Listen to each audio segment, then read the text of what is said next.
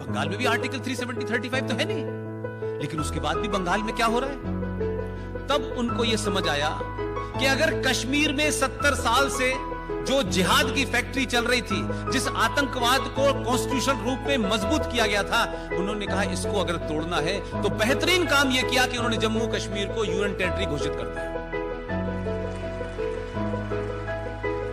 और राजनीति का एक ह्यूमर मैं कह रहा हूं, राजनीति भी किस तरीके की होती है। एक शख्स दिल्ली में जीत के आया, वो बेचारा सुबह से लेकर शाम तक एक ही बात करता, ये काम नहीं करने दे रहे मुझे, ये मुझे नहीं करने दे रहे, कभी मुझे ऐसा करते हैं, कभी ऐसा करते हैं, और मैं काम करना चाहता हूं, काम ही नहीं करने दे रहे। कभी कभी इंसान का गुस्सा जो है और कभी कभी इंसान की परेशानी जो है उसको बदला लेने पे मजबूर कर देती है। वो बेचारा इनसे बदला नहीं ले सकता था।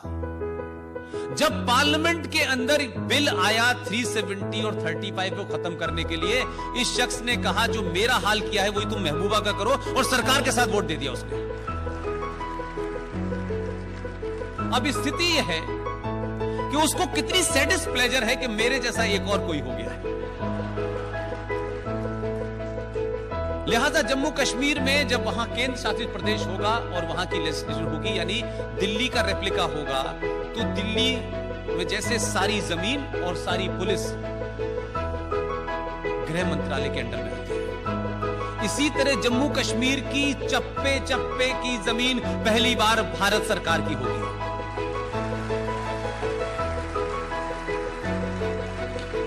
इसी यूनियन टेरिटरी के कारण जिस पुलिस में एंटी इंडिया लोगों को रिक्रूट किया जाता था, आतंकवादियों को छोड़ने, उनको शैडो देकर के निकालने वाली पुलिस थी, वो पुलिस भी गृह मंत्रालय के अंडर आएगी। संकट दूसरा है, गृह मंत्रालय किसके अंडर में है, यह भी टेंशन का काम है। लिहाजा जम्मू कश्मीर को ये कतई मत कहिएगा कि हमारा अभिन्न अंग है, क्योंकि कभी मैंने आपके मुंह से नहीं सुना कि बिहार भारत का अभिन्न अंग है। आपको अगर कहना है तो मैंने कहा देखिए कुछ चीजें अपनी तरफ से कहनी नहीं है, आपको सिर्फ इतनी बात कहनी है। 24 फरवरी 1994 को भारत की पार्लियामेंट के अंदर कांग्रेस की सरकार थी, कांग्रेस के प्रधानमंत्री थे पीवी नरसिम्हा राव। एक प्रस्ताव पारित हुआ, सिर्फ उस प्रस्ताव का हवाला देंगे तो लोग कहेंगे आप किसी इस पार्टी उस पार्टी के नहीं है, आप देश के लोग हैं, सच बात बता रहे हैं, बाकी जिसको जो करना है करे। 24 फरवरी 1994 को एक प्रस्ताव पारित हुआ भारत की संसद में और सर्वसम्मति से हुआ। उस प्रस्ताव में नरसिम्हा राव ने सिर्फ इतना ही कहा कि भारत और पाकिस्तान के बीच में कश्मीर एक समस्या है। अब नरसिम्हा राव भी बड़े खिलाड़ी थे, क्योंकि वो कहते थे अटल जी मेरे गुरु हैं। तो आप सोचिए कि नरसिम्हा राव ने प्रस्ताव में ये लाइन पेश की, अटल जी तो काफी लंबा पॉज लेते थे, उन्होंने सिर्फ अपना मुंह बंद किया तो जितने खड़े हुए थे ना, उन सबको लगा नरसिम्हा राव ने तो हमारे दिल की बात कह दी। तो मुस्लिम लीग के लोगों ने भी ताली बजाई, लेकिन नरसिम्हा राव ने अपने पॉज के बाद कहा कि सिर्फ इतना ही विवाद है कि जिस जम्मू कश्मीर के हिस्से पे पाकिस्तान ने कब्जा कर लिया है वो वापस लेना है। तो आधे लोगों के मुंह लटक गए। वो प्रस्ताव पारित हुआ भारत की संसद में, लेकिन इस घटना का जिक्र और आज की घटना का जिक्र मैं क्यों कर रहा हूं, उसके बारे में मेरा एक अपना एनालिसिस है। यह प्रस्ताव पास हुआ तो देश को भी पता नहीं है, देश तो भूल गया, लेकिन संसद भी भूल गई। और पाकिस्तान ने इस प्रस्ताव के पारित होने के बाद कोई बयान नहीं दिया।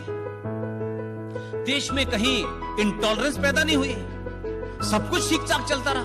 लेकिन सिर्फ इतना ही तो हुआ कि उसने जो प्रस्ताव पारित किया, तो पारित करने की जो सरकार थी उनके लोगों को पता था कि यह प्रस्ताव पारित किया, इससे कोई फर्क नहीं पड़ने वाला, लोग हमारी सत्ता में बैठे हुए हैं, इसलिए पड़ोसी मुल्क में कोई चिंता नहीं थी। इन्होंने प्रस्ताव ही नहीं पारित किया, इन्होंने डायरेक्ट पारित कर दिया। तो जो आज की घटना है और 1994 की घटना है, सिर्फ घटना एक ही है, लेकिन फर्क इतना है कि तब उनके प्रॉक्सी सत्ता में थे, तब वो लोग सत्ता में थे जो पाकिस्तान अपने आदमी को भेजते हैं, मोदी हटाने के लिए आप हमारी मदद कीजिए। जो पाकिस्तान के यहां हिंदुस्तान के अंदर 500 से ज्यादा पाकिस्तान बन चुके हैं, जिनकी जड़ें बहुत गहरी हैं, उन लोगों को तब तकलीफ नहीं थी, उनको आज तकलीफ हो रही है, क्योंकि सत्ता में जो बैठा हुआ है वो जो कह रहा है वही कर रहा है। लिहाजा जब इस डिबेट को आगे बढ़ाया गया और उन्होंने कहा कि क्या हम पाकिस्तान ऑक्युपाइड कश्मीर को भी हम लेंगे क्योंकि वो भी हमारा हिस्सा है, तो खलबली इसलिए है कि ये प्रस्ताव अगर पारित करे ये भी कर सकता है। तो सत्ता का बदलाव होना सिर्फ किसी दल का हट जाना या नहीं होता। अब मैं उसमें मेरा इतना ही एडिशन है कि आपको कुछ नहीं करना है। भारत की संसद में अगर कोई प्रस्ताव पारित होता है तो वो सरकार से बड़ा होता है, वो संसद की प्रॉपर्टी होती है, वो किसी पार्टी की प्रॉपर्टी नहीं होती है। आपको सिर्फ इतना ही कहिए कि जो हमारे पूर्वज महान कांग्रेस के लीडर करके गए हैं, हमें सिर्फ उसको पूरा करना है। तो ना कुछ लोग रो पाएंगे ना हंस पाएंगे। तो ये जो बात आई है, उसी बहस में किसी ने इसका जिक्र किया कि ऐसा हुआ है। तो 70 साल से जिस आतंक को आपके घर में हो रहा था, मरने वाला भी आपका था, मारने वाला भी आप ही का था, जमीन भी आप ही की थी, एक मूव से वो लड़ाई शिफ्ट हो गई कहीं और।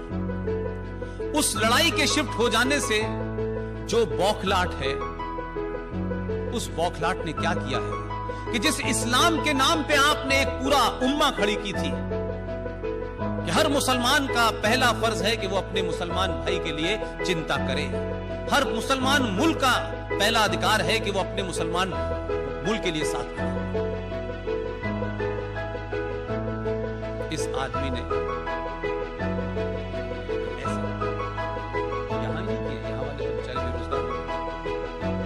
वहां भी उसने ऐसे कर दिए हैं कि पड़ोसी मुल्क का इस्लामिक रिपब्लिक ऑफ पाकिस्तान का प्रधानमंत्री टेलीविजन पे बेचारा कह रहा है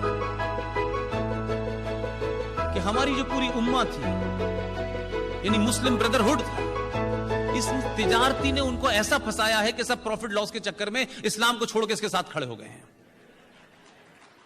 और हमारी मदद नहीं कर रहे। ये चिंता उसमें सताई जा रही है बेचारे को। और तो और जो आदमी मुसलमानों का कातिल बताया जा रहा था, जो एंटी मुसलमान बताया जा रहा था, जिसको वीजा देने के लिए कुछ लोग मना करने गए थे कि इसको वीजा मत देना, वो आदमी पीछे पीछे उनका राष्ट्रपति वीजा लेके भाग रहा है। तो जब आप ताकत से किसी चीज को पब्लिक के सामने रखते हैं, दुनिया के सामने रखते हैं, और ताकत कभी भी ऐसा नहीं होता कि बंदूक में ही होती है, ताकत आपके शब्दों में भी होती है। ताकत आप किस बात को सोचते हैं, कैसे करते हैं। बिना एक गोली चलाए 70 साल से इस्लामिक जिहाद को कश्मीर में समाप्त कर दिया। कोई कहेगा हम बड़ा गुणगान गाते हैं, 2 अक्टूबर है, बहुत गुणगान गाते हैं, लेकिन उनके अहिंसा के कानून होने के बावजूद भी 21 लाख लोग मारे गए भारत के विभाजन में, और हम यही गीत गा रहे हैं, बिना खड़ग बिना ताल दे दी तुमने आजादी साबरमती के लाल। यानी क्या कहानी का। अगर नॉन वायलेंस किसी को सीखना है तो जम्मू कश्मीर की घटना से सीखे। इसे कहते हैं सही मायने में नॉन वायलेंस। लिहाजा आज आपका घर ठीक हो गया है, पड़ोसी को चिंता उस मुल्क की है जो उनसे बचने वाला नहीं है। क्यों? कि हमने तो अपने जनगण के साथ भी कंप्रोमाइज कर लिया है। जनगण में खूब जोर जोर से गाते हैं, सिंध का नाम लेते हैं, सिंध आपके पास नहीं है। क्योंकि सिंध नहीं है तो इसलिए आपको वो इतिहास भी नहीं पता जिस इतिहास पे आपको गर्व होना चाहिए था। और जो बौने आपसे सवाल करते हैं चौराहों पे, गलियों पे, उनको आप मजबूती से जवाब देते हैं। आपने नहीं किया। जो काम हमारे बुजुर्गों का था, बड़ों का था, उन्होंने ईमानदारी से नहीं किया। उन्होंने सिर्फ ये कहा बेटा इधर झगड़ा हो रहा है तो तुम इधर से जाओ, इधर हो रहा है तो तुम इधर से जाओ, अब सब जगह हो रहा है तो तुम अमेरिका चले जाओ। हमने उनको लड़ाई लड़ने के लिए तैयार नहीं किया, सच्चाई से रूबरू नहीं होने दिया हमने। जब तक आप किसी चीज से जूझेंगे नहीं, चाहे वो ठंड हो, गर्मी हो, बरसात हो, तब तक आपकी रेजिस्टेंस पावर नहीं बढ़ती।